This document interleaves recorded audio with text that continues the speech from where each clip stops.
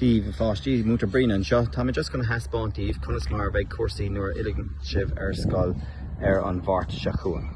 Okay, so siúrlaigh sibh isteach trí gceataí na scoile, agus de gná b'fhéidir go raibh sibh timpeall an sin, timpeall an cúine seo, agus a raibh go dtí an clós nó híos an sin go dtí an Parc Astro, ach im mbliana ní bheidh sé sin ar siúlaghain. Má tá mam agus dead ag teach leat, déirigh sibh sláán leo ag an rac rothair an seo, agus tuigh sibh isteach sibh féin. Now, fecin muid an príomh doras an seo os á gcóir amach, ní bheith míid ag dul go dtí an príomh doras an éacair, mar raibh míid go dtí an cúine, agus an sin casa míid ar chlé. Agus má éice muid síos an sin, right? Tá na sceacha ar fad buinte, agus tá noras éigeandála ar oscailt. Seoras doras éigeandála rang an chathair, ní bheith míid ag dul isteach an céad ceann an sin, siúla míid a raig, Har an céad rang a chathair eile, sin doras éigeandála a dó, sin rang a chathair freisin. Siúla míad a raig, go dtí doras éigeandála a trí. Now, ní hé sin R rang a trí, is é sin rang a trí AA, múntar Derval agus múntar Fiona. R rang a trí B, ná hús an seo. Áit atá an doras éigeandála ar oscailt. Now, an céad rud a chiigh sibh, nuair a hagann sibh go dtí an doras éigeandála ná an stáisiún díghalraithe. Deir sé chuir de lámh faoin mune agus seas an seo. So mar a cúis go bhfuil siad ará seas an seo ná is teanara atá an seo. So chuireann tú de chos híos an sin, agus chuireann tú de lámh a faoi, agus tuigh an díghalrán amach an sin. Alright? An sin tuigh sibh isteach, agus feiceadh sibh an seomar ranga. Now, mar éiceann sibh an sin, tá an seomar ranga le amach is slí go mbeidh sibh bhórsaí I mbeirteanna. Ónas go bhfuil spás idir eatrainn. Tá spás aon bhéidir idir gach síocháin. Okay? Tá roinnt postéir ar an mal agam hena féinnig, tá níos mó le crocha agam. Alright?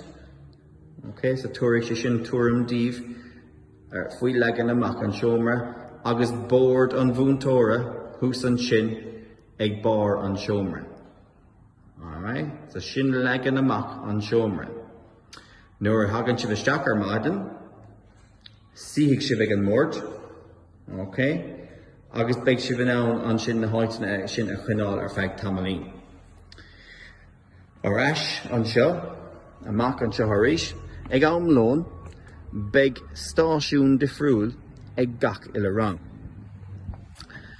So lá amháin béidir go mbeidh sibh ag súgra, le chéile mar rang híos an sin sa chartlas, mar bhíoh sibh. Ach béidir lá éigent eile, béidir gur mbeidh am a gcuimhse ar an Parc Astro, híos an sin ag bun na scoile. nó déiteigh sibh a bheith trasna an sin freisin sa cuairt cisfeile, nó déiteigh sibh a bheith ar an bhéir an sin os comhair an Parc Astro freisin. Beidh sibh ag bátáil timpeall, ach an rud atá cinnte ná ní bheidh sibh ag measca le ranganna eile. Okay? Beidh sibh ag fanacht I mobalín, a bubble, libh le chéile don tréifse seo ar fad. Beidh sibh fósa ná na gnáth luí imirt mar sacr agus tag agus na cín sin ar fad imirt ní bheidh éon aibh leis sin. Ag dul arás go dtí an seomar ranga, tá sé tábhachtach go dtiocfaidh sibh isteach le bhór stuff féin. Bhór pín luaithe féin, bhór bín féin, bhór scriosán féin, bhór muscilón féin, agus mar sin de. Ach níos tábhachtaí fós ná go mbeadh bhór nanamlacha ar na boscailón sin. Okay? Agus ar an trealamh sin. Mar ní bheith míad an ann peann luaí a thuirt do chuine éigent más rud go bhfuil ceann fáchas a bhaile ag an duine sin. Okay? Más rud go beidh roinnt daoine an seo buartha faoin obair, ná beidh buartha faoin obair le bhar dul. Tá míid ar fad ag teacht ar eis ar scoil iní beagnach sé bhí as scoil. Is é sin an túfás ama. So be míid ag tógann go bogéid an céad bhí Bei glunder bhógraí ad luisint nach mé géin oberhaile áchuirt den céad cúpla seachtain. Mar tá mé géirí go méid sibh sanna sásta agus sibh fille scoil. Alright. Tá ag súil go mór le búladibh an bharte chuin, buinnig í sult as an cúpla lá déirnach atá séar agah sa bhaile, agus beimid fad go bra nuair hagan muid eis scoil. Scá a chéile a bharan na daoine. Slán libh.